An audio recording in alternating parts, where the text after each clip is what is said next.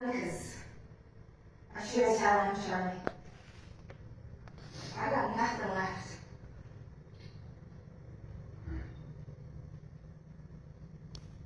Maybe there's something here. This robot that kept running last night. Would you split it for me? Please? Bill.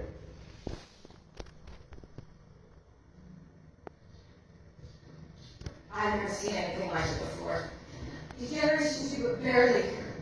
Had a power cell that fixed it when I hooked up this whole teaching room for I had to.